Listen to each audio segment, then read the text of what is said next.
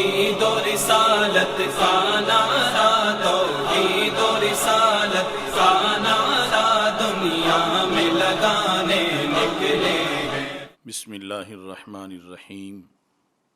رب اشرح لی صدری ویسر لی امری واحلل عقدۃ من لسانی یفقہوا قولی۔ رضیت باللہ ربا وبالاسلام دینا وبمحمد صلی اللہ علیہ وسلم نبیا ورسولا۔ اللہ اکبر، اللہ اکبر، اللہ اکبر، لبیک لبیک لبیک یا رسول اللہ صلی اللہ علیہ وسلم۔ الحمد للہ رب العالمین والصلاة والسلام علی خاتم النبیین سید الرسل وخاتم المعصومین وعلی آلہ واصحابہ اجمعین۔ اما بعد فاعوذ باللہ من الشیطان الرجیم۔ بسم اللہ الرحمن الرحیم۔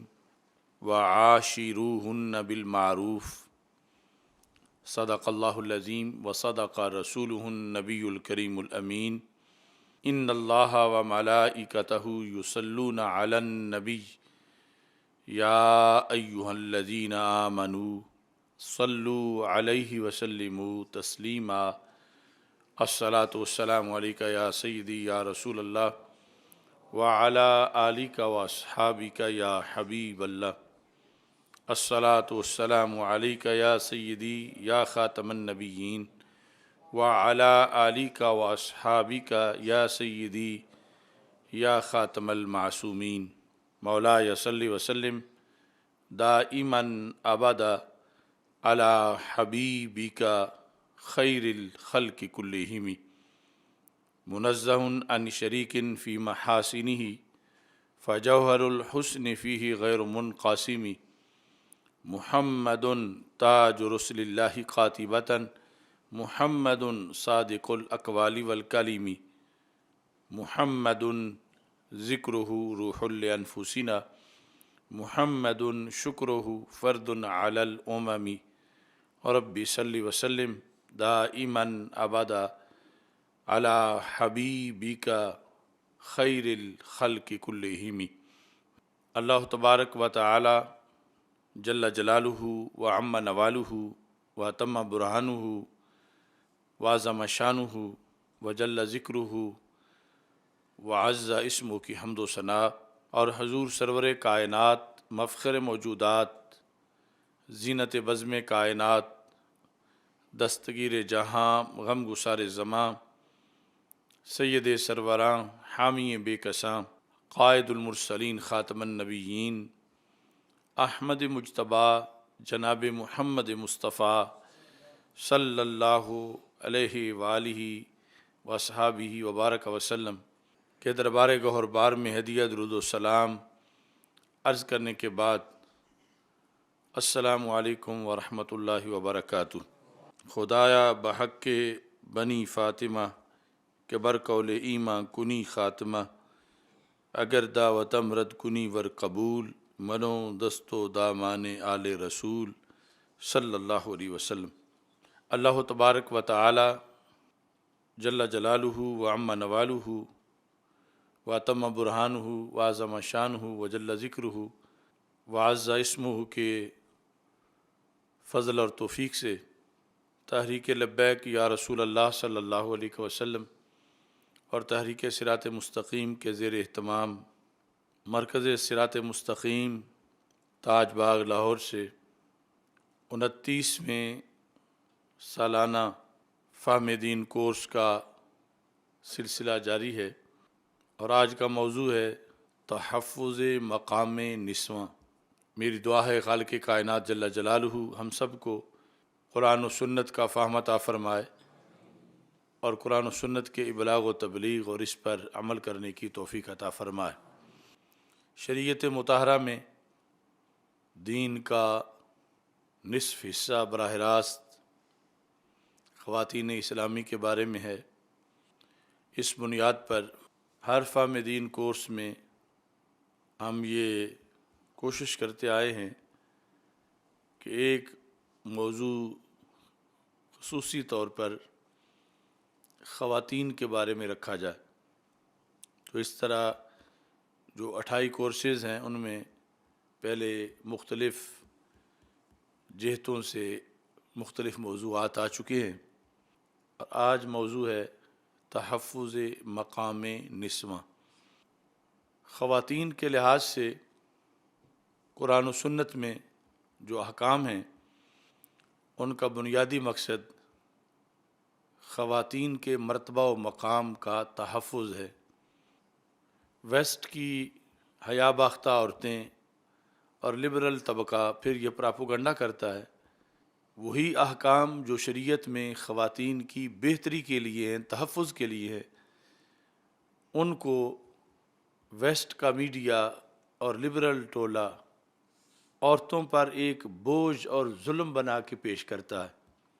جس کی وجہ سے پھر کچھ عورتیں گمراہ بھی ہو جاتی ہیں، کچھ مرد گمراہ ہو جاتے ہیں۔ لیکن جب دیکھا جائے تو جتنے بھی احکام ہیں ان احکام میں یا تو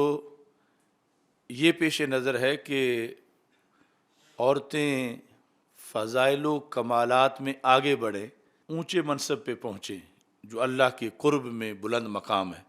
اور یا یہ اس میں پیش نظر ہے کہ عورت کا تقدس پامال نہ ہو، عورت کا عورت ہونا، یہ جو منصب ہے عورت کا، اس پہ آنچ نہ آئے۔ تو یہ دونوں چیزیں ہی حقیقت میں 100% عورت کی بہتری کے لیے ہیں، اور اس پر عورت کو اللہ کا شکر ادا کرنا چاہیے کہ رب ذوالجلال نے اس قدر عورت کو نوازا اور اس کے لیے آیات نازل کیں۔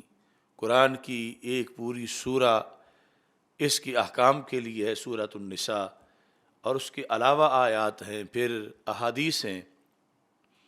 تو عورت کو یہ شکر ادا کرنا چاہیے کہ رب ذوالجلال نے اسے عدم توجہ میں نہیں رکھا، بلکہ خالق کائنات جل جلالہ نے خصوصی توجہ سے، یعنی اللہ تبارک و تعالیٰ نے خصوصی طور پر ان کے لیے احکام جو ہیں وہ انہیں بتائے ہیں، انہیں مہمل نہیں چھوڑا، اور انہیں اپنی رحمتوں کا اس قدر استحقاق دیا ہے کہ وہ مردوں سے پیچھے نہ رہیں، بلکہ مختلف طریقوں سے وہ بھی اللہ کا قرب حاصل کریں۔ قرآن مجید برہان رشید کی سورہ نساء سے جو میں نے لفظ تلاوت کیے ہیں، آیت نمبر 19 ہے، اللہ تعالیٰ فرماتا ہے وَعَاشِرُوهُنَّ بِالْمَعْرُوفِ، کہ عورتوں سے معاشرت اچھے طریقے سے کرو، یعنی اللہ ہو کے عورتوں کے حقوق پر مردوں کو، ہر زمانے کے مردوں کو، ہر زمانے کی عورتوں کے لحاظ سے حکم دے رہا ہے وَعَاشِرُوهُنَّ بِالْمَعْرُوفِ، کہ ان سے جو تمہارا ان کے ساتھ رہنا ہے، گزارا کرنا ہے، ازدواجی زندگی میں یا دیگر رشتوں کی بنیاد پر، اور خصوصی طور پر اس مقام پر جو ازدواجی معاملات ہیں، فرمایا وَعَاشِرُوهُنَّ بِالْمَعْرُوفِ، کہ جس خالق نے اے مردو تجھے پیدا کیا، اقیم الصلاۃ کہہ کے تجھ پہ نماز فرض کی، کتب علیکم الصیام کہہ کے تجھ پہ روزہ فرض کیا، للہ علی الناس حج البیت سے تجھ پہ حج فرض کیا، آتوا الزکاۃ کہہ کے زکوٰۃ فرض کی، اسی رب نے عاشروہن بالمعروف فرما کے تجھ پہ یہ فرض کیا ہے کہ ان کا معاملہ عورتوں کا، اس کو تم غیر سنجیدگی سے نہ لو اور اسے غیر ضروری نہ سمجھو، بلکہ تمہارا اللہ دیکھ رہا ہے اور تمہارا اللہ تجھ پہ یہ لازم کر رہا ہے کہ تم نے ان کے بارے میں جو تجھ پر حقوق ہیں وہ پورے ادا کرنے ہیں۔ اللہ کا اس کا مواخذہ کرے گا، اور خالق کائنات جل جلالہ کی آنکھوں کے سامنے سب کچھ ہے کہ تم ان پر کسی طرح بھی ظلم نہیں کر سکتے۔ معروف طریقے میں، یعنی عرف کے اندر، معاشرے میں جس طرح ان کے لیے حقوق ہیں سہولتیں ہیں ان سب چیزوں کا تم ان کے لیے خیال رکھو، اور خیال رکھنے میں یہ جذبہ رکھو کہ ہم حکم الہی مان رہے ہیں جس کے نتیجے میں ہمیں ثواب ملے گا۔ یعنی ایک ایسی چیزوں کا تصور دنیا داری میں ہے، اس کو لوگ یہ بھی کہہ سکتے ہیں کہ فلاں بندہ رن مرید ہے اور اس کام میں لگا ہوا ہے، لیکن یہاں حکم خداوندی ہے، اور جس نے یہ کرنا ہے اللہ کا حکم سمجھ کے تو اس کو پھر بندگی کہا جائے گا، اطاعت کہا جائے گا، ثواب کہا جائے گا، اور یہ بندہ اللہ کا فرما بردار ہوگا کہ اللہ نے قرآن میں حکم دیا ہے اور اس نے اس حکم کو پیش نظر رکھتے ہوئے اس موضوع پر بھی اپنے رب کے فرمان کی پابندی کی ہے۔ اب اس کے ساتھ جو امکانی صورتحال تھی بعض جگہ اللہ نے پھر اس کو بھی ڈسکس کیا اسی آیت میں ساتھ،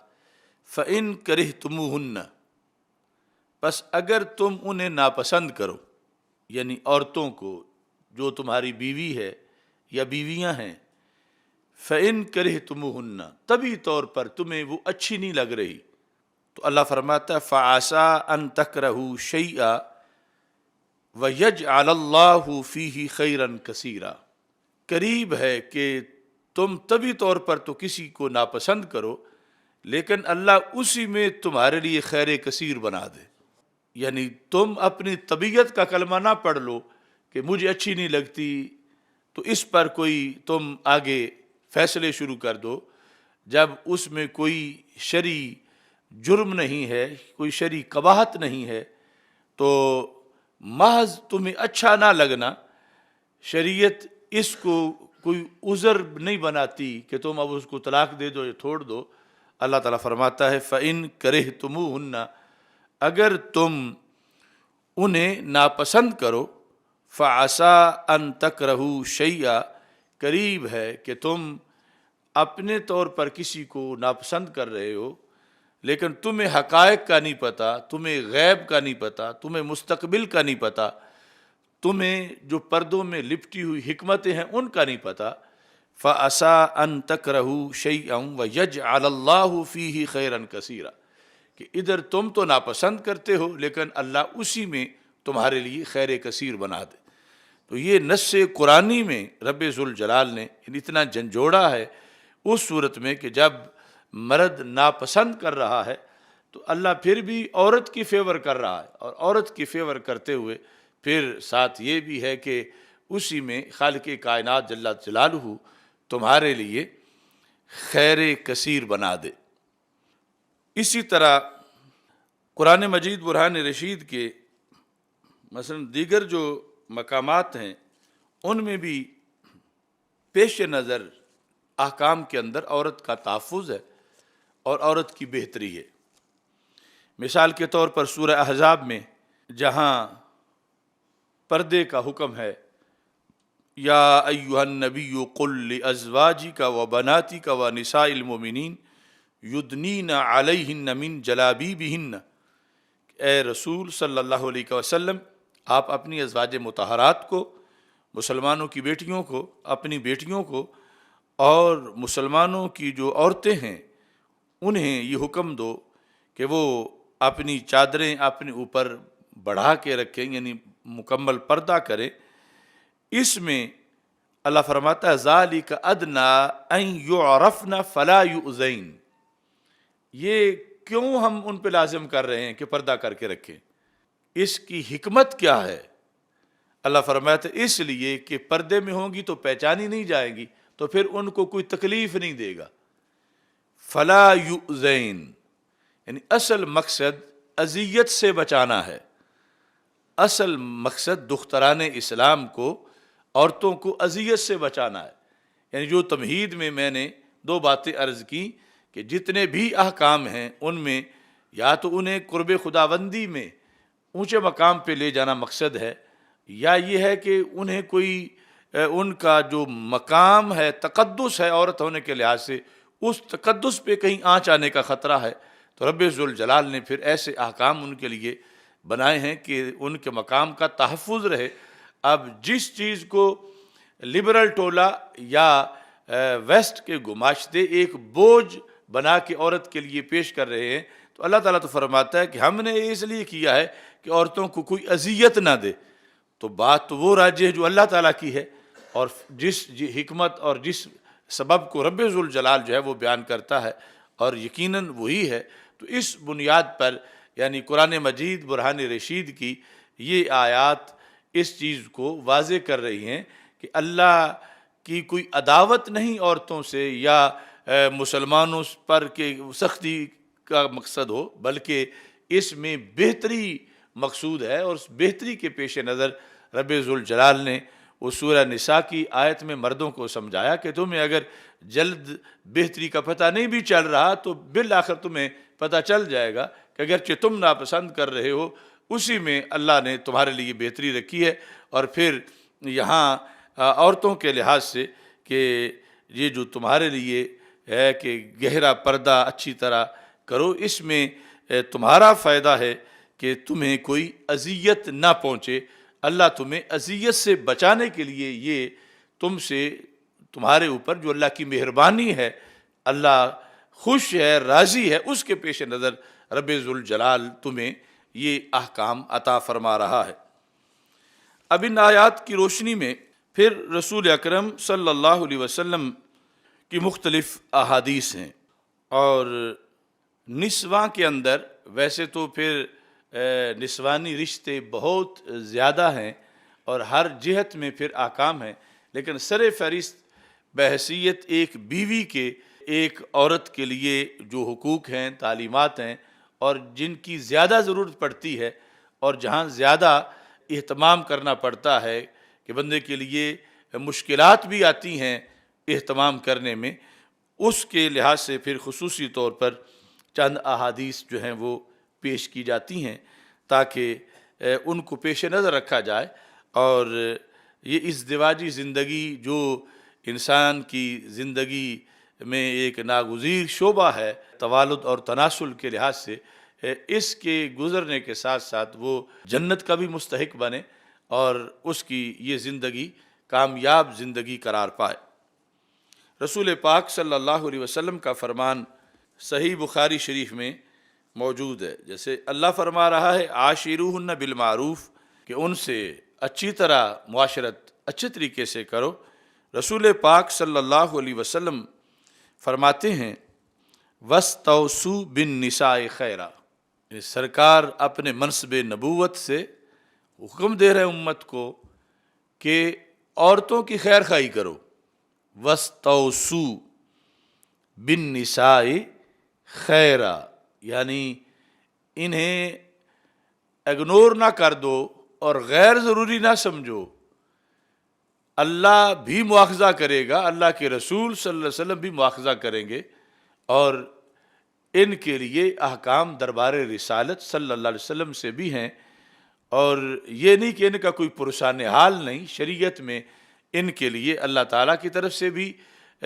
متنبع کیا گیا ہے مردوں کو، اور رسول پاک صلی اللہ علیہ وسلم کی طرف سے بھی حکم ہے کہ عورتوں کی خیر خواہی کرو. اور پھر اس چیز کی طرف توجہ دلائی گئی کہ یہ خیر خواہی کرنے میں تمہیں مشکلات کا سامنا کرنا پڑے گا، تو پھر بھی تم نے خیر خواہی کرنی ہے. یعنی دوسری طرف سے کچھ ایسی چیزیں ہو سکتی ہیں کہ تمہیں غصہ آئے، لیکن تم نے پھر بھی خیر خواہی کرنی ہے. یہ یعنی کمال شفقت ہے رسول پاک صلی اللہ علیہ وسلم کی. آپ فرماتے ہیں فَإِنَّهُنَّ خُلِقْنَ مِن ضِلَعٍ، یہ پسلی سے بنی ہیں. وَإِنَّ أَعْوَجَ شَيْءٍ فِي الضِّلَعِ أَعْلَاهُ، اور پسلی میں جو سب سے ٹیڑھی چیز ہوتی ہے وہ اس کا اوپر والا حصہ ہوتا ہے. فَإِن ذَهَبْتَ تُقِيمُهُ كَسَرْتَهُ، پسلی کی ساخت ہی ٹیڑھی ہے. اگر تم یہ فیصلہ کر دو کہ میں اس کو سیدھا کر کے چھوڑوں گا،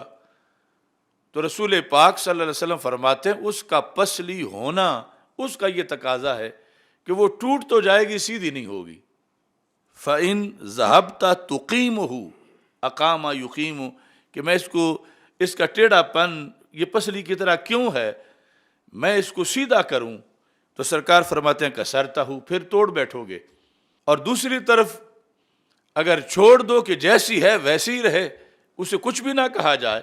تو سرکار فرماتے وَإِن تَرَكْتَهُ لَمْ يَزَلْ أَعْوَجْ، اگر چھوڑ دو گے تو پھر وہ ٹیڑھی ہی رہے گی۔ اب رہنا بھی ہے، معاشرت بھی ہے، وقت گزارنا ناگزیر ہے، اصلاح بھی کرنی ہے اور توڑنی بھی نہیں پسلی۔ تو اس واسطے سرکار صلی اللہ علیہ وسلم پھر یہ جملہ استعمال کیا، فرمایا فَاسْتَوْصُوا بِالنِّسَاءِ خَيْرًا، یعنی یہ گفتگو کر کے کہ وہ پسلی سے پیدا ہوئی ہے، پسلی کی طرح ہے، اور پسلی جو ہے اس کو اگر تم یہ تہیہ کر لو کہ سیدھا کر کے چھوڑنا ہے تو وہ ٹوٹ جائے گی، اور اگر یہ کہو کہ توجہ کی ضرورت ہی نہیں، یعنی جیسی ہے ویسی رہے، اس کی اصلاح ہی تم نہ کرو، اسے کچھ بتاؤ ہی نہیں، اسے تنبیہ نہ کرو، تو پھر وہ اس کا ٹیڑھا ہونا بھی تمہارے لیے مفید نہیں کہ وہ ٹیڑھی ہی رہے گی۔ تو پھر بین بین کرو کہ اس پر توجہ بھی دو اصلاح کے لیے جہاں اگر ضرورت ہے، اور یہ کہ یوں بھی نہ کرو کہ توڑ دو۔ تو اس کے لیے پھر رسول پاک صلی اللہ علیہ وسلم نے فرمایا فَاسْتَوْصُوا بِالنِّسَاءِ خَيْرًا۔ ویسے سرکار دو عالم صلی اللہ علیہ وسلم گفتگو میں تکرار نہیں فرماتے، تو یہ حدیث شروع بھی اس سے ہوئی ہے وَاسْتَوْصُوا بِالنِّسَاءِ خَيْرًا، اور ختم بھی اس پہ ہو رہی ہے فَاسْتَوْصُوا بِالنِّسَاءِ خَيْرًا، کہ نبی اکرم نور مجسم شفیع معظم صلی اللہ علیہ وسلم نے، چونکہ نہایت حساس موضوع ہے اور حقائق سرکار کے سامنے ہیں، اور رسول پاک صلی اللہ علیہ وسلم چاہتے ہیں کہ کسی بھی گھر کا نقصان نہ ہو جائے، چونکہ آگے توالد تناسل اور نسل انسانی کی بقا کا سلسلہ ہے، تو اس بنیاد پر نبی اکرم نور مجسم شفیع معظم صلی اللہ علیہ وسلم نے سب کچھ بیان کر کے پھر یہ حکم دیا کہ فَاسْتَوْصُوا بِالنِّسَاءِ خَيْرًا، کہ میں تمہیں شریعت اسلامی میں یہ حکم دے رہا ہوں کہ عورتوں کی خیر خواہی کرو، وہ طریقہ اختیار کرو جس میں خیر خواہی ہو، ان کی بد خواہی نہ ہو، ان سے عداوت نہ ہو، بلکہ اس کے اندر جو نتیجہ بنے، جو کچھ تم کہہ رہے ہو اس نتیجے میں خیر ہی خیر ہو۔ یہ یعنی خواتین اسلامی کو سمجھنا چاہیے کہ ان کے رسول صلی اللہ علیہ وسلم ان پر کتنے مہربان ہیں، اور کس قدر نبی اکرم نور مجسم شفیع معظم صلی اللہ علیہ وسلم نے شریعت اسلامی میں ان کے لیے اپنی طرف سے نرمی کا جو پہلو ہے اس کو خصوصی طور پر اجاگر کیا ہے، اور مردوں کو اس کی آپ صلی اللہ علیہ وسلم نے تلقین فرمائی ہے۔ ایسے ہی اس کے ساتھ ملتے جلتے الفاظ جو ہیں وہ جامع ترمذی میں موجود ہیں، ان کے اندر بھی رسول پاک صلی اللہ علیہ وسلم کی طرف سے اصلاح کا یہی جذبہ ہے۔ یہ جلد نمبر 2 ہے، باب ما جاء فی حق المرأۃ علی زوجہا، عورت کا خاوند پر حق کیا ہے۔ اس میں رسول پاک صلی اللہ علیہ وسلم فرماتے ہیں خیارکم خیارکم لنسائہم خلقا، کہ جب یہ میرٹ بنے گا قیامت کے دن یا دنیا میں کہ لوگوں میں بہتر کون ہے، تو اس میرٹ کے اندر اس چیز کو سر فہرست دیکھا جائے گا کہ اپنی بیویوں کے لحاظ سے بہتر کون ہے، اپنے اہل و عیال کے لحاظ سے بہتر کون ہے۔ یعنی ویسے تو بہتری میں کاؤنٹ ہے کہ نماز پڑھتا ہے نہیں پڑھتا، روزہ رکھتا ہے، حج کیا ہے استطاعت پر، عقیدہ کیسا ہے، یہ ساری چیزیں شمار ہوتی ہیں، لیکن اس موضوع پر خاص طور پر گھر کا جو معاملہ ہے اس کو بھی رسول پاک صلی اللہ علیہ وسلم نے سامنے رکھا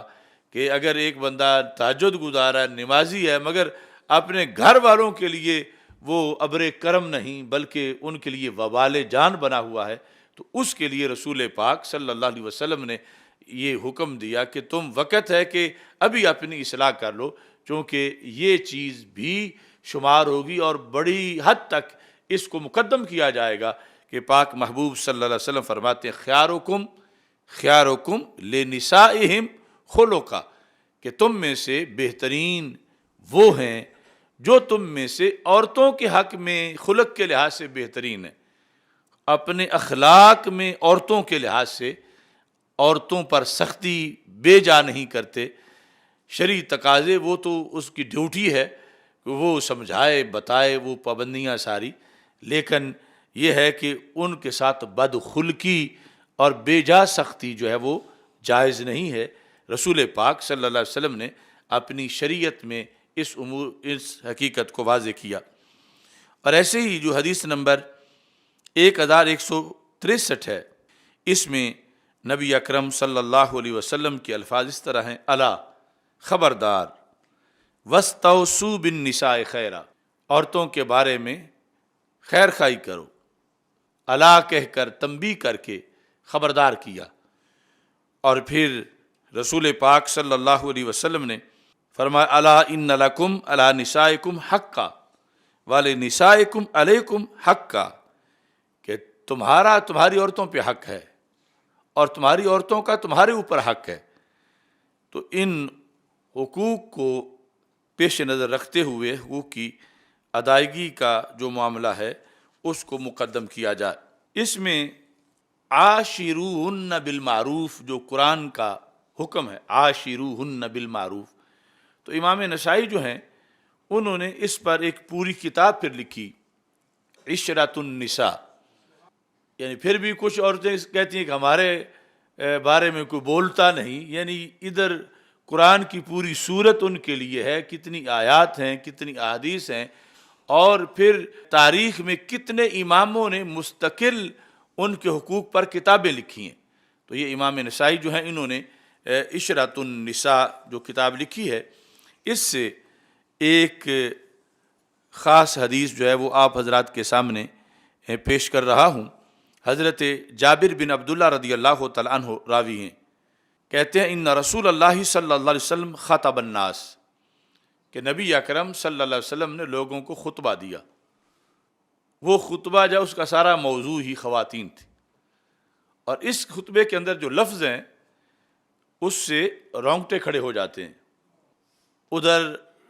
قرآن کہہ رہا ہے عاشروہن بالمعروف، سرکار فرما رہے ہیں استوصوا بالنساء خیرا، اور یہاں رسول پاک صلی اللہ علیہ وسلم فرماتے اتقوا اللہ فی النساء، عورتوں کے معاملے میں رب سے ڈرو۔ اتقوا اللہ فی النساء، عورتوں کے معاملے میں اللہ سے ڈرو، یعنی یہ شریعت کا اہم ترین لہجہ ہے، عورتوں کے معاملے میں اللہ سے ڈرو۔ اب کوئی کیسے کسی کی عورت بن گئی ہے؟ کیا پیسے دینے سے اس نے اس کو خرید لیا ہے؟ کس بنیاد پر وہ کسی کی بیٹی تھی اب اس کی خادمہ بنی ہوئی ہے؟ وہ کسی کی بیٹی تھی، اب اس کے لیے اس نے اپنے آپ کو پیش کر رکھا ہے۔ رسول پاک صلی اللہ علیہ وسلم فرماتے ہیں فَإِنَّكُمْ أَخَذْتُمُوهُنَّ بِأَمَانَةِ اللَّهِ، تم نے انہیں اللہ کی امانت کے ذریعے حاصل کیا ہے۔ فَإِنَّكُمْ أَخَذْتُمُوهُنَّ بِأَمَانَةِ اللَّهِ، اللہ کی امانت کے ذریعے، یعنی ایک ہے تمہارے پاس بھائی کی امانت، ایک ہے ماموں کی امانت، ویسے امانتیں جو پڑی ہوتی ہیں، ایک ہے کسی چودھری کی امانت، اور پھر جتنا بڑا کوئی وڈیرا ہے کہ یہ دھیان رکھنا یہ فلاں کی امانت ہے۔ تو سرکار فرماتے ہیں جو تمہاری بیوی ہے، اگرچہ اس کے میکے کمزور بھی ہوں، اس کے بھائی کمزور ہوں، اس کا باپ کمزور ہو،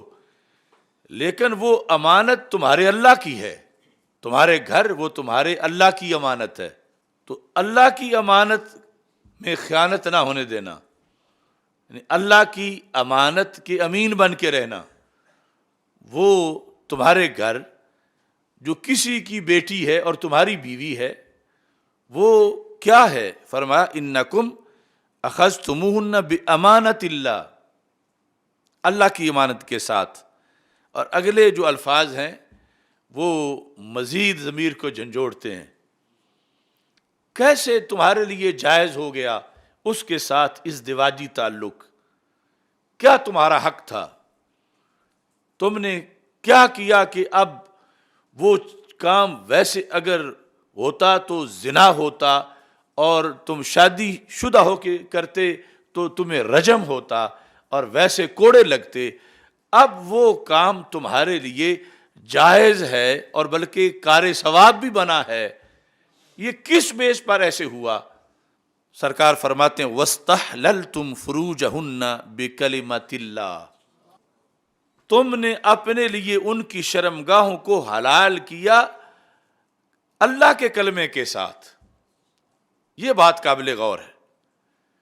کہ تمہارے لیے وہ حلال ہو گئیں۔ یہ نہیں کہ حق مار کی رقم نے بڑا کردار ادا کیا، کو کتنی بھی دے لے۔ سرکار فرماتے ہیں بِکَلِمَةِ اللَّهِ، اللہ کے کلمے نے تمہارے لیے اس کو حلال کیا۔ کلمے کی حلال کردہ چیز تمہارے پاس ہے تو تم آگے بگڑ نہ جاؤ اور تم اس پر آگے کوئی فساد کی صورت اختیار نہ کرو کہ وہ اللہ کی امانت ہے جو تمہارے پاس ہے، اور جو اس میں تمہارے لیے حلال کا وصف ہے وہ کیسے بنا ہے؟ وَاسْتَحْلَلْتُمْ فُرُوجَهُنَّ بِكَلِمَةِ اللَّهِ، اللہ کے کلمے سے تم نے انہیں اپنے لیے حلال کیا۔ اب یہاں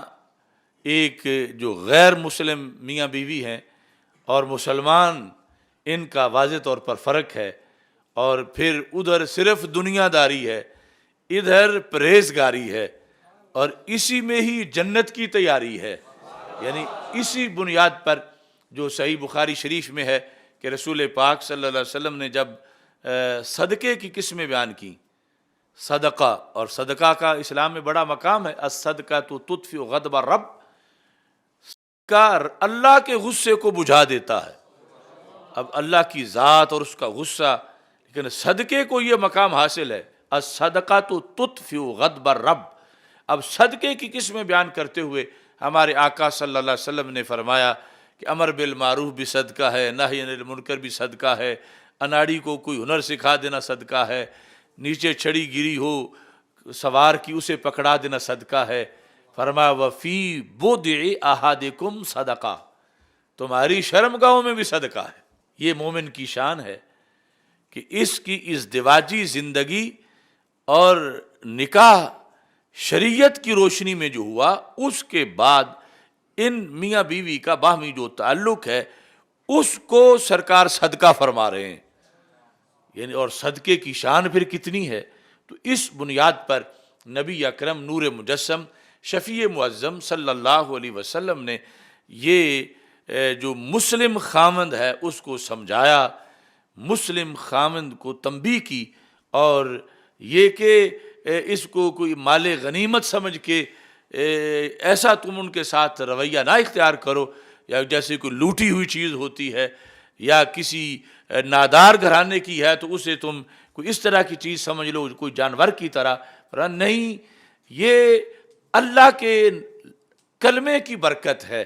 کہ جس کی وجہ سے یہ تمہارے لیے حلال ہوئی۔ اگر وہ کلمہ بیچ میں نہ آتا تو یہ کبھی بھی تمہارے لیے حلال نہ ہوتی۔ تو اس کلمے کو پیش نظر رکھو، اور پھر اللہ کی امانت کو پیش نظر رکھو کہ رب ذوالجلال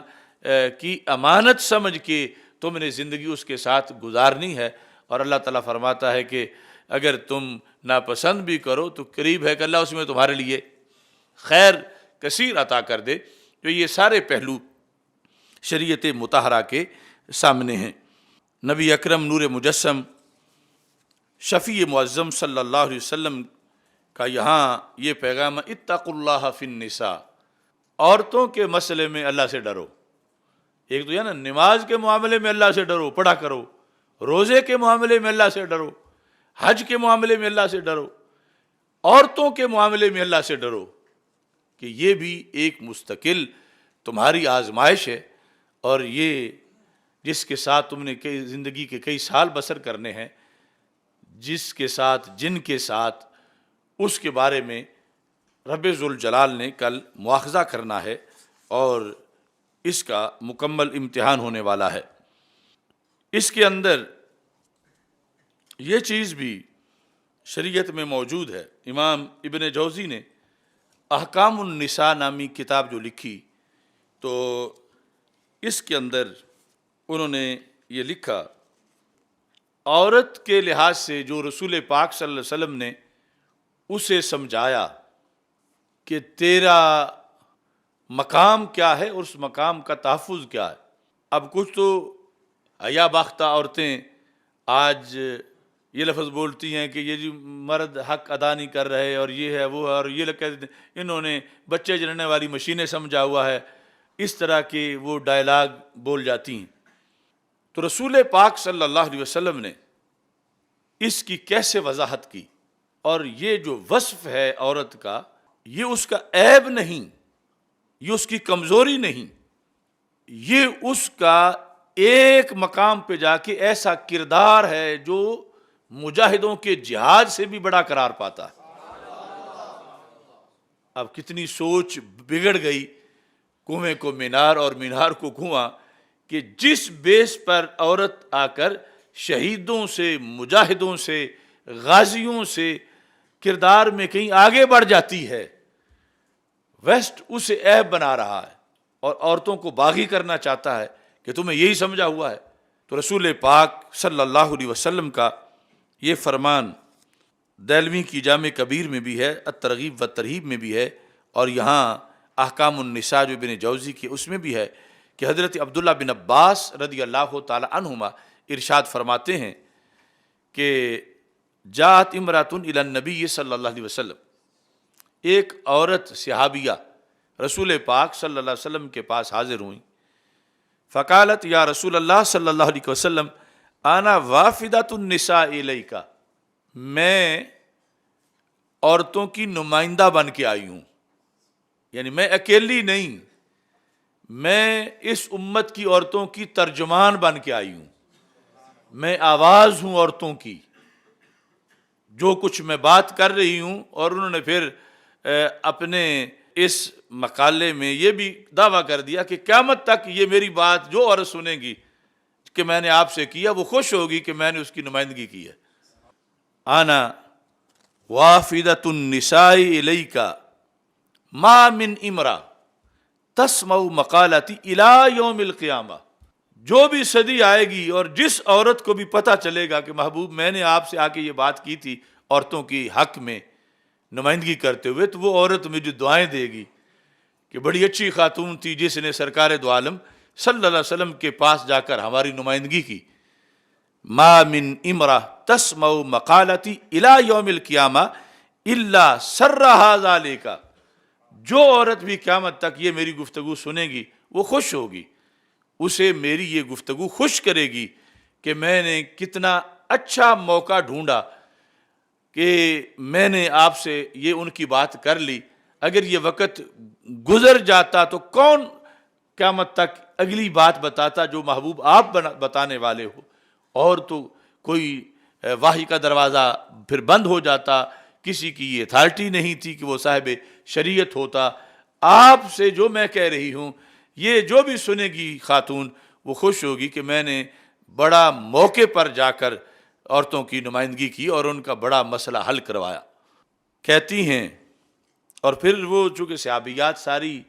پڑھی لکھی ہوتی تھیں تو انہوں نے بڑی تمہید سے گفتگو کی۔ ایک تو یہ ہے نا کہ آج کی یہ معاذ اللہ میرا جسم میری مرضی والی برابری کرتی ہیں کہ ہم اور مرد برابر ہیں اور یہ ہے وہ ہے، لیکن وہاں تقدس، طہارت اور علم، معرفت، دربار رسالت میں شرم و حیا کے ساتھ کہنے لگیں اللہ رب الرجال والنساء، کہ اللہ صرف مردوں کا اللہ نہیں، اللہ مردوں کا بھی رب ہے، عورتوں کا بھی رب ہے۔ اللہ رب الرجال والنساء، یعنی ہم ایسی نہیں کوئی کہ ہمارا کوئی حصہ ہی نہیں، رب مردوں کا رب ہے تو عورتوں کا بھی رب ہے، اللہ رب الرجال والنساء۔ اور کہتی ہیں وآدم ابو الرجال والنساء، حضرت آدم علیہ السلام جو ہیں وہ صرف مردوں کے باپ نہیں، عورتوں کے باپ بھی ہیں۔ یعنی اس عظیم صحابیہ کی افکار دیکھو تمہید میں، اللہ جو ہے وہ مردوں کا بھی رب ہے اور عورتوں کا بھی رب ہے، اور حضرت آدم علیہ السلام مردوں کے بھی باپ ہیں اور عورتوں کے بھی باپ ہیں۔ وحوا ام الرجال والنساء، اور حضرت حوا رضی اللہ تعالی عنہا مردوں کی بھی امی جان ہے اور عورتوں کی بھی امی جان ہے۔ اور پھر کہتے ہیں وَأَنْتَ يَا رسول اللہ صلی اللہ علیہ وسلم إِلَى الرِّجَالِ وَالنِّسَاءِ، آپ صرف مردوں کے رسول نہیں محبوب، آپ مردوں کے بھی رسول ہیں اور عورتوں کے بھی رسول ہیں۔ اب یہ جامع تمہید بیان کی، اور اس کے بعد کہتی ہیں کتب اللہ الجہاد علی الرجال، کہ مردوں کے لیے کچھ چانسز ایسے ہیں جو ہمارے لیے نہیں، فضائل پانے میں، اللہ کے قرب میں آگے بڑھنے میں ان کے لیے ہیں، ہمارے لیے وہ ایسے نہیں۔ کتب اللہ الجہاد علی الرجال، کہ جہاد رب نے صرف مردوں پہ فرض کیا ہے، فرضیت کی بنیاد پر، اگرچہ دختران اسلام جہاد میں شریک ہوتی رہیں اور پھر مریضوں کو، زخمیوں کو پانی پلانا، پٹی کرنا، اس طرح کے وہ آگے حوالہ بھی دیتی ہیں، لیکن اصل بحثیت ایک فرضیت کے جو شعبہ ہے وہ مردوں کا ہے۔ کہا کتب اللہ الجہاد علی الرجال، مردوں پر جہاد اللہ نے فرض کیا، تو پھر فَإِنِ اسْتُشْهِدُوا كَانُوا أَحْيَاءً عِنْدَ رَبِّهِمْ يُرْزَقُونَ، ان کی بڑی موج ہے، اگر شہید ہو جائیں تو پھر بھی زندہ ہیں، اگر یہ جہاد میں شہید ہو جائیں زندہ رہتے ہیں اور اللہ کے ہاں ان کو رزق ملتا ہے۔ عِنْدَ رَبِّهِمْ يُرْزَقُونَ وَإِن مَاتُوا، اگر وہ فوت ہوں ویسے، یعنی جنگ میں تو غازی بنے، بعد میں طبی موت جو ہے اس میں، تو کہتی ہیں واقع اجرہم علی اللہ، پھر بھی ان کا اجر اللہ کے ہاں ثابت ہوا۔ یعنی دونوں صورتوں میں شہید ہو جائیں، شہادت کی زندگی ہو یا غازی ہونے کی حیثیت میں، دونوں صورتوں میں ان کے لیے بڑے رحمت کے خزانے ہیں اور بہت کچھ ان کو ملتا ہے۔ وَإِن رَاجَعُوا، تیسری شک بھی بنائی، یعنی ایک ہے میدان جنگ میں شہید ہو جانا دشمنوں کے ہاتھوں، ایک ہے میدان جنگ میں ویسے طبی موت پہ دنیا سے چلے جانا، ایک ہے صحیح سلامت واپس آنا۔ وَإِن رَاجَعُوا آجَرَهُمُ اللَّهُ، اگر صحیح سلامت واپس آ جائیں اللہ پھر بھی ان کو، غازیوں کو، مجاہدوں کو اجر دیتا ہے۔ وَنَحْنُ النِّسَاء، اور ہم جو عورتیں ہیں، نَقُومُ عَلَى الْمَرْضَى، ہماری ڈیوٹی، یعنی اگر اجازت ہمیں کوئی دے بھی جانے کی تو ہماری جہاد میں یہ ڈیوٹی ہوتی ہے کہ ہم نے مریضوں کا خیال رکھنا ہے۔ وَنُدَاوِي الْجَرْحَى، اور جو زخمی ہیں ان کو دوائی دینی ہے، یعنی اصل ڈیوٹی کے لحاظ سے، اگرچہ اس میں یعنی آتے جاتے ایسا موقع آ سکتا ہے کہ یہ تلوار سے کسی کافر کو قتل بھی کر دیں یا ان کے ہاتھوں شہید بھی ہو جائیں، مگر وہ گھٹ چانس ہے۔ ویسے یعنی اس حد تک کہا کہ ہمیں فَمَا لَنَا مِنَ الْآخِرَةِ، تو ہمیں آخرت میں کیا ملے گا؟ یہ ہے اس وقت کی عورت کی فکر، اور آج کی عورت کی، یعنی یہ جو میرا جسم میری مرضی والی ہے، یعنی یہ جو کوئی ڈھونڈتی پھر رہی ہے، ادھر وہ یہ کہ مرد ان کے لیے جہاد ہے، ہمارے لیے بھی ویسے ہی ہونا چاہیے، ہمیں بھی ویسے ہی اجر و ثواب ملے۔ ہمیں یہ گھاٹا پہنچ رہا ہے کہ ہمارے لیے کیا ہوگا، ہم تو ثانوی حیثیت کی خدمت کر سکتی ہیں، اور یوں جو جہاد میں واضح طور پر جو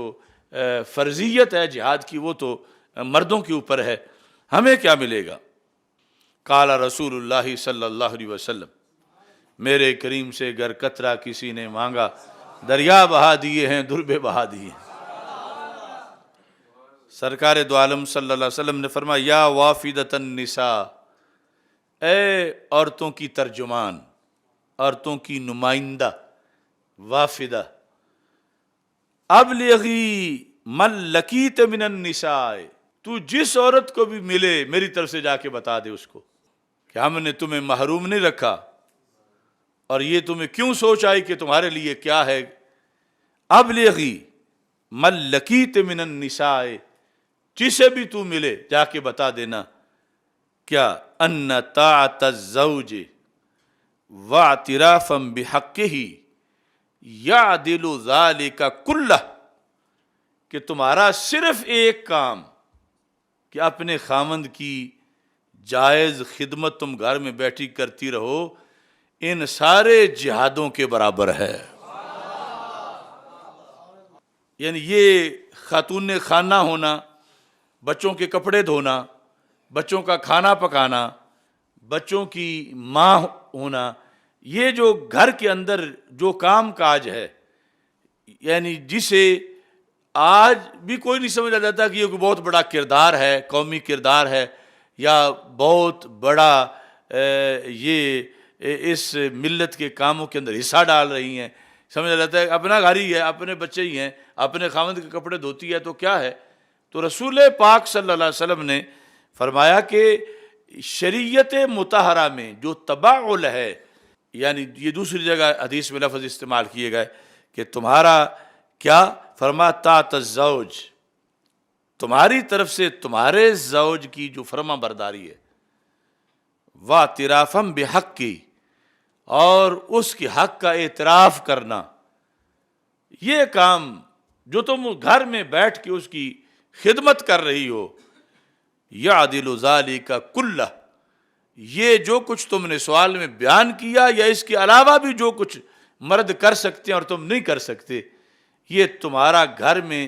یہ بال بچے کی خدمت اس سب کے برابر ہے. یعنی جتنا انہیں وہاں شہادت کی بنیاد پر، غازی بننے کی بنیاد پر، اور جمعہ جماعات میں شرکت اور باقی جو اس طرح کے کام جہاں عورتیں نہیں جا سکتیں ہر طرف، وہ سب کے برابر تمہیں رب ذوالجلال گھر بیٹھے ہی اجر و ثواب عطا فرما دیتا ہے.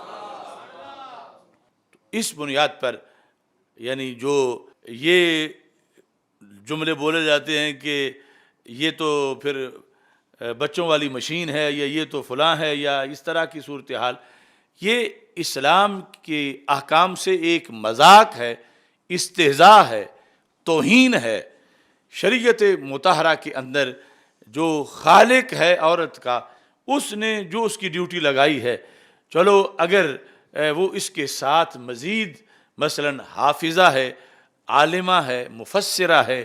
فقیہ ہے، اور بھی بہت سے خیر کے شعبے، اس کو وہ مقام حاصل ہے اور وہ کر رہی ہے، تو وہ ایک نور علی نور ہوگا. لیکن اصل جو عام مسلم عورت خاتون خانہ ہے، اس لیول سے رسول پاک صلی اللہ علیہ وسلم نے ان کے مقام کو بیان کیا کہ یہ کوئی معمولی کام نہیں شریعت میں، یا یہ نہیں کہ شریعت تمہیں اس پر کوئی انعام نہیں دے رہی یا تمہیں کوئی نوازا نہیں جا رہا، یہ تمہارا کام دیکھا جا رہا ہے اور اس پر اللہ تعالیٰ کی طرف سے تمہیں اتنا اجر و ثواب ملنے والا ہے. اس قدر ادھر اتنا سخت شدید کردار ہے، بڑا مشکل، اور ادھر گھر کے اندر ہی رہ کے تم نے یہ کام کاج کرنا ہے. لیکن شریعت کی ڈیوٹی سمجھ کے کہ اللہ کے کلمے سے تم اس کے لیے حلال ہوئی ہو، اور اس کے بعد وہ تیرا خامد ہے اور تم نے اس کی خدمت کرنی ہے، تو رب ذوالجلال اسی کلمے کی عظمت کی بنیاد پر تجھے اتنا ثواب دے رہا ہے کہ تو پیسوں کی بکی ہوئی نہیں ہے، نہ تو کسی کی لونڈی ہے، نہ تو کسی کی خادمہ ہے، بلکہ تو کلمے کا ایک تحفہ ہے، اور اس کی بنیاد پر تو نے اپنا خامد سمجھ کے اس کی خدمت کی، تو اللہ تبارک و تعالیٰ تجھے اتنا اجر و ثواب دینے والا. اب اس میں یہ دوسرا پہلو بھی یقیناً موجود ہے کہ خامد بھی سوچے کہ وہ کتنی بڑی اس کی پرسنالٹی ہے کہ اس کی خدمت کرنے والی کو کیا جنت مل رہی ہے اور کیا کچھ مل رہا ہے. تو یہ اپنے رب کے حکم پر سر تسلیم خم کرے کہ میں تو معمولی سا بندہ ہوں اور میں کوئی اطاعت گزار نہیں، میں کوئی نیکوکار نہیں، لیکن رب میرا کتنا مہربان ہے کہ اس نے جو مجھے روٹی پکا کے دیتی اس کے لیے اتنا انعام رکھا ہوا ہے، جو مجھے کپڑے دھو کے دیتی اس کے لیے اتنا انعام رکھا ہوا ہے. تو میں کتنا ناشکرہ ہوں اگر یہ سب کچھ وصول کر کے پھر میں اللہ کی بندگی نہیں کرتا اور پھر میں اللہ کے ذکر کو بھول جاتا ہوں. تو اس بیس پر یعنی مرد جس کی خدمت پر ادھر عورت کو اتنا نوازا جا رہا ہے، تو یہ جو مخدوم ہے جناب مخدوم صاحب، ان کو بھی سوچنا چاہیے. اب مخدوم ضروری نہیں کہ وہ کوئی مفکر اسلام ہے تو پھر ہی مخدوم ہے، کہ وہ کوئی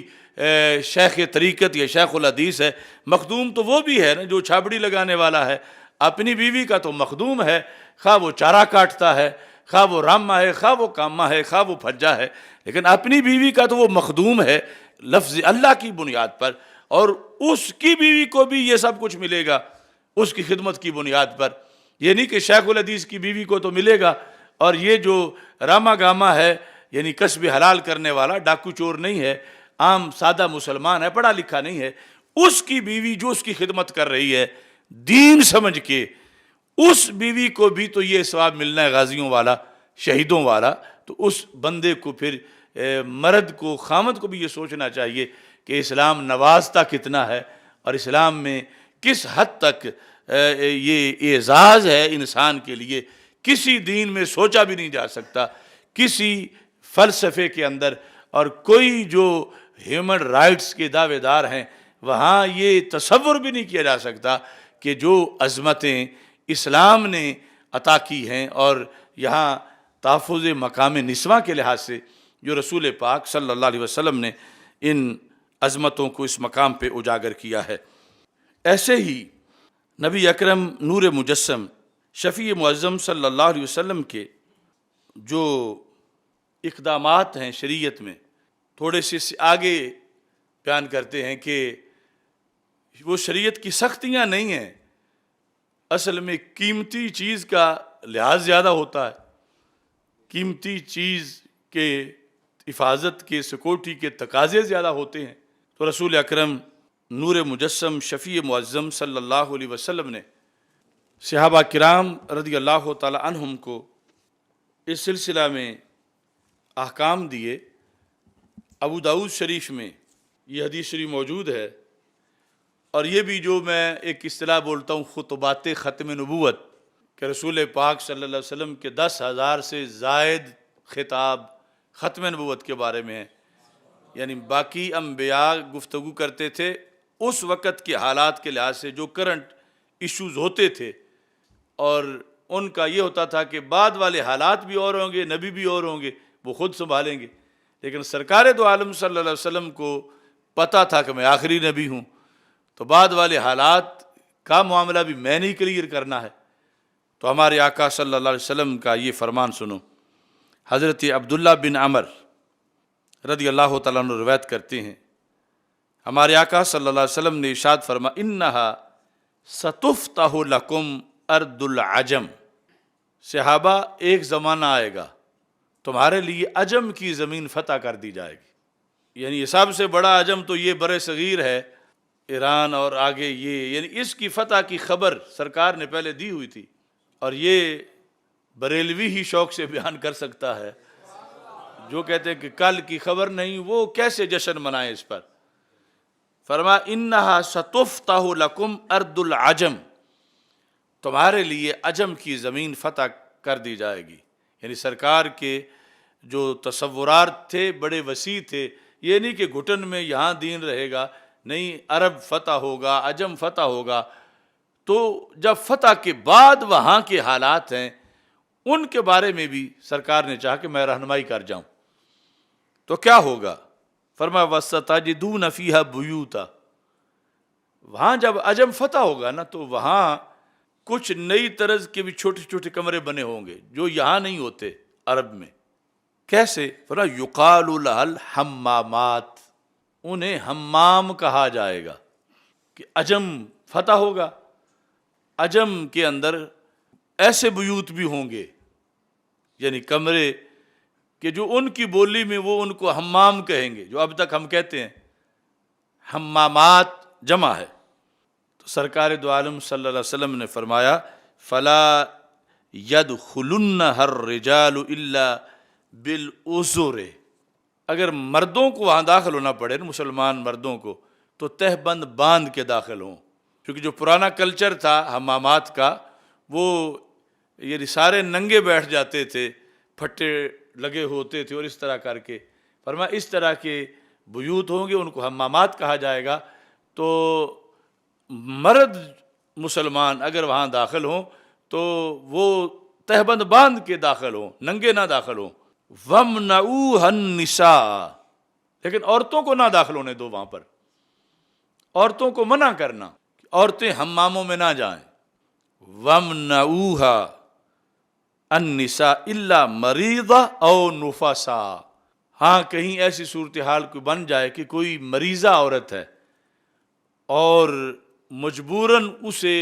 وہاں قضاء حاجت کے لیے یا کسی کام جانا پڑ رہا ہے یا نفاس والی ہے، تو پھر دو صورتوں میں وہ جا سکتی ہے، ورنہ عورتوں کے تقدس کا یہ مسئلہ ہے کہ انہیں حماموں میں مت داخل ہونے دینا۔ کروڑوں سلام ہو نگاہ نبوت کو، آپ نے یہ جو مستقبل میں ایک فرضی صورتحال آپ کے لحاظ سے تو یقینی تھی کہ ایسا ہونا ہے، اور یہ نہیں چھوڑا کہ ہونا ہے تو پھر اس وقت کے مفتی فیصلہ کر لیں گے کہ کیا کرنا ہے کیا نہیں کرنا۔ تو رسول پاک صلی اللہ علیہ وسلم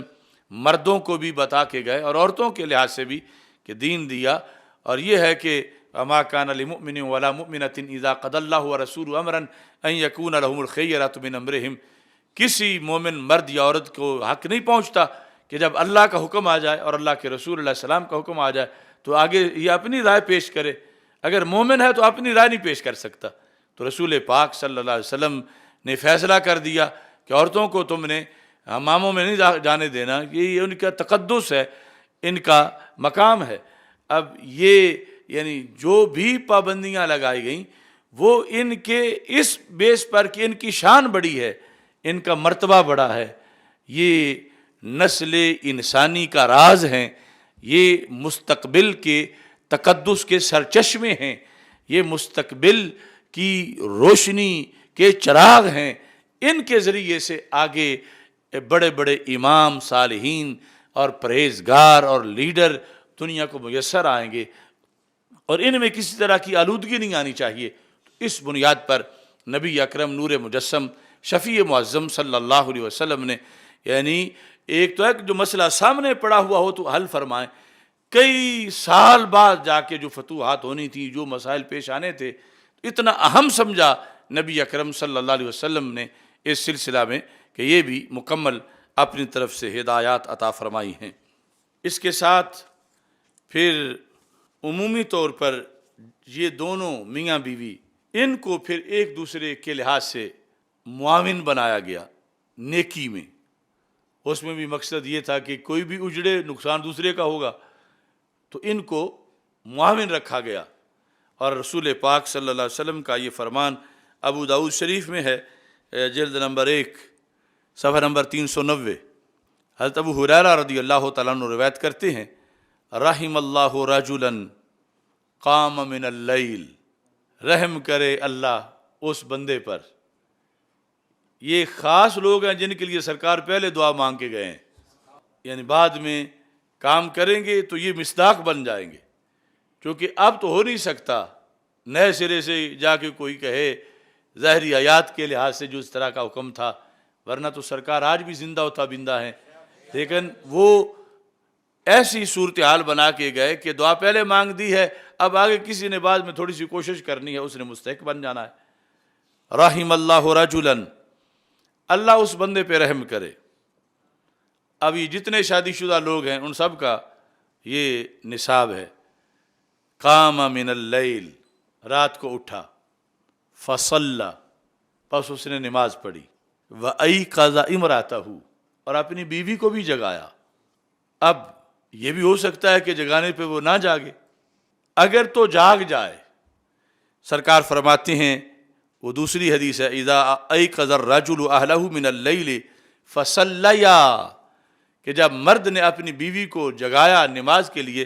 اور دونوں نے پڑھ لی، اور صلی رکعتین جمیعہ کتبا فی الذاکرین والذاکرات، وہ لکھے گئے کہ اس گھر میں ذاکرین رہتے ہیں، یہ منعوس لفظیوں کے ذاکرین نہیں، یعنی وہ جو حقیقی اللہ کے ہاں جن کا مقام و مرتبہ ہے،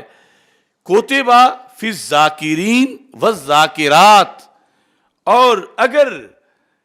خاوند نے نماز پڑھ لی، بیوی کو جگایا، وہ جاگی نہیں، تو رسول پاک صلی اللہ علیہ وسلم فرماتے ہیں فَإِنْ أَبَتْ، اگر اس نے جاگنے سے انکار کیا، یعنی انکار کا یہ مطلب نہیں ضروری کہ زبان سے کہے کہ میں نہیں جاگتی، یعنی اس نے جگایا، وہ نیند گہری ہے، وہ ابھی اٹھی نہیں ہے، تو سرکار فرماتے ہیں نادھا فی وجہ الماء، تو اس نے پانی اس کے چہرے پہ چھڑکا، خاوند نے اپنی بیوی کے چہرے پر پانی چھڑکا،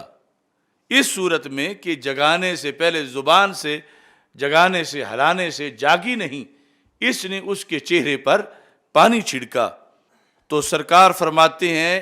اس کی نیند اکھڑی اور اس نے بھی نماز پڑھ لی، تو دونوں ہی اللہ کی رحمت کے مستحق بن گئے۔ یہ دین ہے ہمارا، یہ ہے ایک فیملی اسلام میں۔ رحم اللہ رجلا، سرکار فرما رہے اللہ اس پہ رحم کرے، اللہ اس پہ رحم کرے، یعنی استادوں کی دعائیں، پیروں کی دعائیں، بزرگوں کی دعائیں، ان سے کروڑ درجہ بڑی دعا ہے سرکار مدینہ صلی اللہ علیہ وسلم کی۔ اور یہ چھوٹا سا کام کرنے سے سرکار خوش کتنے، رحم اللہ رجلا، اللہ اس بندے پہ رحم کرے۔ قام من اللیل، جو رات کے وقت اٹھا، فصلی، نماز پڑھی، وَأَيْقَظَ امْرَأَتَهُ، اور اپنی بیوی کو بھی جگایا۔ یہ ہر لفظ میں حکمت ہے، یعنی بیوی کے ادھر حقوق ہیں، تو یہ نہیں کہ جگانے سے ڈرتا رہے، یعنی ایسا مرعوب بھی نہ ہو جائے کہ میں نے اگر یہ ڈرایا تو پتہ نہیں آگے یہ کیا کرے۔ فَصَلَّى وَأَيْقَظَ امْرَأَتَهُ فَإِنْ أَبَتْ، اگر وہ نہ جاگی، نَادَهَا فِي وَجْهِهَا الْمَاءَ، اس طرح پانی چھڑکنا جو ہے اس کو نادہا کہتے ہیں، اس نے اس کے چہرے پر پانی چھڑکا۔ آگے پھر عبارت ساری معذوف ہے کہ وہ بھی اٹھ گئی، یا اس کو تو کم از کم رحم کا کوٹا مل گیا کہ اس نے سوئی چنی چھوڑی کہ سوئی ہے تو سوئی رہے، پہلے ویسے جگایا اور پھر پانی چھڑکا۔ تو یہ ضروری نہیں کہ یہی جاگے، کبھی یہ ہے کہ وہ بختاں والی جاگ جائے اور یہ سویا ہوا ہو۔ تو سرکار فرماتے ہیں کہ رحم اللہ امراتن، اللہ اس عورت پہ رحم کرے، قامت من اللیل، جو رات کو اٹھ بیٹھی، فصلت، اس نے نماز پڑھ لی، وَأَيْقَظَتْ زَوْجَهَا، اور اپنے مخدوم صاحب کو اس نے جگایا۔ کوئی بھی تھکا ہارا دن کی محنت کیا ہوا، کوئی مزدور، کوئی کسان، کوئی بھی، یعنی جو اس کا خاوند ہے، اس کو اس نے جگایا۔ سرکار فرماتے ہیں فَإِنْ أَبَى، اگر وہ آگے سے نہیں جاگا، عورت کے جگانے سے وہ آگے سے نہیں جاگا، نَادَهَتْ فِي وَجْهِ الْمَاءَ، تو اس نے بھی اس کے منہ پہ پانی چھڑکا، تو اس عمل سے اس کا ثواب کھڑا ہو گیا، یعنی اس عورت کو اس دعا کی وہ مستحق بن گئی کہ جو رسول پاک صلی اللہ علیہ وسلم اس کے لیے مانگ کے گئے ہیں، جس کا موقع روزانہ بنتا ہے، یعنی سال کی ان دعاؤں کا حساب کرو، روزانہ کی فجر کے وقت، تو سرکار کتنا نواز کے گئے ہیں، یعنی ہر اگرچہ چھوٹا سا گھر ہے، کسی مزدور کا ہے، کسان کا ہے، کوئی ہے، لیکن وہاں یا مرد یہ عمل کر رہا ہے یا عورت یہ عمل کر رہی ہے، تو مرد بھی نوازا جائے گا اور عورت بھی نوازی جائے گی۔ اور نبی اکرم نور مجسم شفیع معظم صلی اللہ علیہ وسلم کا اس سے مقصد کیا ہے؟ اب جب مرد چھینٹے اس پہ ڈال رہا ہے تو اس میں بھی بھلا مرد کا بھی ہے اور بھلا اس عورت کا بھی ہے، یعنی یہ نہیں کہ شریعت ٹھنڈک میں اس پہ پانی ڈلوا رہی ہے، اس کا فائدہ کیا ہو سکتا ہے؟ یہ شریعت کا فیصلہ بھی کرم بالائے کرم ہے اور نور علی نور ہے، اور یہاں بھی تحفظ مقام نسواں ہے کہ اگر ایسے ہی رہے گی اور سورج طلوع ہو جائے گا تو پھر شیطان اس کے کانوں میں پیشاب کر جائے گا، یعنی اگرچہ کوئی ہاتھ لگا کے دیکھے نظر نہ آئے، لیکن سرکار نے تو فرما دیا ہے کہ وہ ایمان بالغیب کے تقاضے پر اسے ماننا پڑے گا، اور یہ اتنی نحوست ہوگی سارے دن کے لیے۔ اور اگر یہ کام کیا جاتا ہے جو شریعت مطہرہ کے اندر موجود ہے تو پھر دونوں کو اس پر اللہ کے فضل سے اتنا کچھ مل رہا ہے۔ تو یہ ہماری شریعت کا حسن ہے، جس کی بنیاد پر ان چیزوں پہ جب عمل کیا جاتا ہے تو خالق کائنات جل جلالہ اپنی طرف سے یہ چھوٹے چھوٹے کام بظاہر جو ہیں اس وجہ سے پھر بینک بیلنس نیکیوں کا بہت بڑھ جاتا ہے، اور معاشر کے دن انہی بنیادوں پر پھر ثواب کے ذخیرے ہوں گے ایسے لوگوں کے کہ انہوں نے شریعت کو پیش نظر رکھا اور اس پر عمل کرتے رہے۔ اب یہ جو رکاوٹیں ہیں عورت پر آنے جانے کے لحاظ سے، اس میں بھی مقصد اس کا تقدس ہے۔ رسول پاک صلی اللہ علیہ وسلم کا یہ فرمان ہے جامع ترمذی میں، یہ جلد نمبر 2 صفحہ نمبر 227 پہ، اور یہ معمولی بات نہیں، یہ بھی اہم ہے۔ لا یحل لامرأۃ تؤمن باللہ والیوم الآخر، یہاں تک جا کے بات کی رسول پاک صلی اللہ علیہ وسلم نے، اگر مومن عورت ہے تو پھر اس کے لیے حلال نہیں، اگر مومن نہیں تو جو کرتی پھر تو ویسے ہی جہنمی ہے۔ اگر مومن عورت ہے اس کے لیے حلال نہیں کیا ان تسافر سفرا یکون 3 ایام فصاعدا، کہ وہ ایسا سفر کرے اکیلے وہ ایسا سفر کرے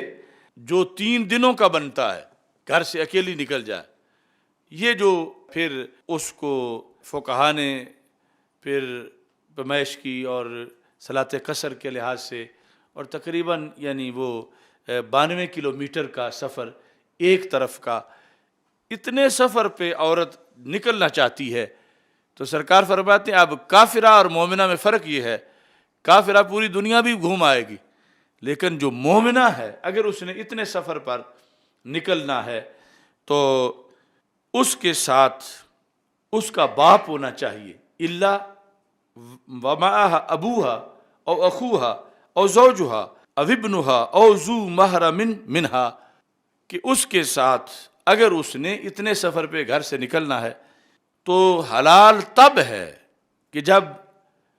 ان میں سے کوئی ساتھ ہو، کہ ان میں سے اس کا باپ ساتھ ہو، اس کا بھائی ساتھ ہو، یا اس کا زوج ساتھ ہو، یا اس کا بیٹا ساتھ ہو، یا کوئی ذی محرم اس کے ساتھ ہو، کوئی ان میں سے، تو پھر اس سفر حلال ہے۔ اب یہ بھی اس کی ویلیو ظاہر کی گئی ہے کہ یہ بھیڑوں بکریوں جیسی نہیں، یا عام جو یہودن نصرانی عورت ہے یا اس طرح کی یہ نہیں، بلکہ اسلام والی ہے، اور اس کے لیے شریعت کے یہ تقاضے ہیں، اور ان تقاضوں کے پیش نظر یہ اس کی پابندیاں ہیں کہ سفر میں کئی مسائل بن سکتے ہیں، اور اس کا اگر کوئی محرم ساتھ نہیں ہوگا تو اس کے دوائی کے یا فوت ہو جائے، تدفین کے یا اس طرح کے معاملات میں پھر اس کا تقدس جو ہے وہ پامال ہو جائے گا۔ تو شریعت نے یہ بھی جو پابندی لگائی وہ اس کے بلند رتبے کی بنیاد پہ پابندی لگائی۔ یہ موضوع تو بہت طویل ہے،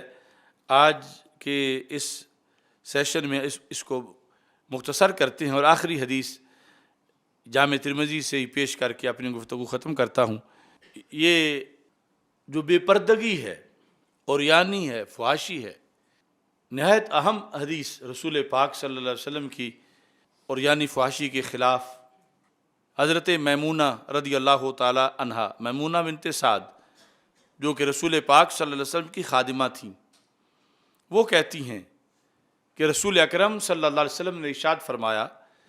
مَثَلُ الرَّافِلَةِ فِي الزِّینَةِ، رافلہ ہے کہ خوبصورت کپڑے پہن کے ٹہل کے چلنا، یہ ہے رافلہ، زیور یا کپڑے خوبصورت پہن کے ٹہل کے چلنا، اگرچہ چہرہ ڈھانپا ہوا بھی ہو، چہرہ ننگا ہو وہ تو ایک علیحدہ جرم ہے، بال کھلے ہوں وہ علیحدہ جرم ہے، پھر کپڑے نیم اریاں ہو وہ علیحدہ جرم ہے۔ یہ صورتحال ہے کہ کپڑے اگرچہ مکمل ہوں لیکن چلنے میں جذبہ نمائش ہے کہ وہ زینت میں رافلہ بنتی ہے۔ بنتی کہاں ہے؟ فی غیر اہلہا، جہاں اس کا اپنا گھر نہیں ہے، غیر اہلہا، گلی ہے، بازار ہے، دکان ہے، کوئی ہال ہے، کوئی میلہ ہے، مسجد ہے، کوئی جگہ ہے اپنے گھر سے ہٹ کے، وہاں وہ زینت میں اپنے کپڑوں میں ٹہلتی ہے۔ کمثل ظلمت یوم القیامت لا نور لہا، یہ سب کچھ اس کا ایک اندھیرا ہے جس کو بظاہر وہ بڑا پسند کر رہی ہے اور انجوائے کر رہی ہے اور لوگ اس کو دیکھ کے خوش ہو رہے ہیں، ان کے لیے بھی اور ان کے لیے، اس اپنے کے لیے بھی رسول پاک صلی اللہ علیہ وسلم نے فرمایا کہ ایسی ظلمت ہے کہ جس میں کوئی نور نہیں، یعنی تاکید کے طور پر کہ فقط اندھیرا ہے، فقط اندھیرا ہے۔ یعنی یہ عورت اس طرح کی فیشن والی، یہ سب یعنی یہ اندھیروں میں ڈوبی ہوئی ہیں، ان کو کوئی نور میسر نہیں۔ نور کے لحاظ سے سرکار نے یہ پابندی لگائی کہ ان کا تحفظ ہو، ان کو نور ملے، اور اس نور کی بنیاد پر پھر قیامت کے دن بھی ان کے لیے نور ہو۔ تو یہ آج کا موضوع ہے، جو ایک ایک لفظ قرآن و سنت سے، یہ احادیث ہمارے لیے، ہم سب کے لیے مشعل راہ ہے۔ رب ذوالجلال ہمیں اس پر مکمل عمل کی توفیق عطا فرمائے اور یہ پیغام آگے پہنچانے کی توفیق عطا فرمائے، اور بالخصوص دختران اسلام کو اس کا مبلغہ بنائے، اور وہ یہ سمجھیں کہ جس رسول صلی اللہ علیہ وسلم کی عشق میں وہ نعتیں پڑھتی ہیں اور ان کی محبت میں تلاوت کرتی ہیں، نعتیں کرتی ہیں، یہ ان کا حکم ہے۔ اگر ان چیزوں سے یہ بغاوت کریں گی، کروڑ نعتیں پڑھیں، سرکار راضی نہیں ہوں گے۔ سرکار کے احکام پر عمل کریں گی تو پھر رسول پاک صلی اللہ علیہ وسلم راضی ہے، پھر نعت پڑھنے کا بھی فائدہ ہے، پھر محفل میلاد کا بھی فائدہ ہے۔ اور اگر جس طرح اب شروع ہو چکی ہیں عریانی فحاشی والی محفل نعت عورتوں کی اور محفل میلاد، تو یہ یعنی ایک شدید ترین وبال ہے ان کے لیے بھی اور معاشرے کے لیے بھی۔ یہ ان عورتوں کو اور ایسے لوگ جو اس طرح کی ورائٹی لا رہے ہیں، ان کو خوف خدا رکھنا چاہیے۔ یہ بالخصوص منہاج القرآن والے اس طرح کے فتنوں کے دروازے کھولتے ہیں اور کھولتے ہی جا رہے ہیں، اور پھر آگے جو ہے وہ اور بہت سے اپریشیٹ کرنے والے موجود ہوتے ہیں جو کہ اس طرح کی چیز کو سب آگے اخذ کر لیتے ہیں۔ کبھی ان کا یہ مقصد ہوتا ہے کہ کلچر کو اپناتے ہوئے ثقافتی انداز میں میلاد منایا جائے، تو وہ ایک نیا کنجر خانہ ہوتا ہے کہ جس میں مرد عورت سب اکٹھے ہیں اور کہیں ڈانس ہو رہا ہے، پھر تھوڑی سی نعت بھی پڑھی جا رہی ہے، اور پھر کچھ بانٹا جا رہا ہے، اور یہ ثقافتی انداز میں میلاد منایا جا رہا ہے۔ تو یہ الٹا ہماری محفل میلاد کے خلاف ان لوگوں کا بہت بڑا حملہ ہے، اور ایک ایسا موقع انگلی اٹھانے کا کہ جس کا پھر جواب دینا بڑا مشکل ہے۔ تو اللہ تبارک و تعالی ان سب لوگوں کو، ہم سب کو ہدایت عطا فرمائے، اور خالق کائنات جل جلالہ ہمیں دین متین کے جو اصلی اصول ہیں ان پر قائم رہنے کی توفیق عطا فرمائے۔ اللہ تعالی ہم سب کا حامی و ناصر ہو۔ وآخر دعوانا الحمد للہ رب العالمین۔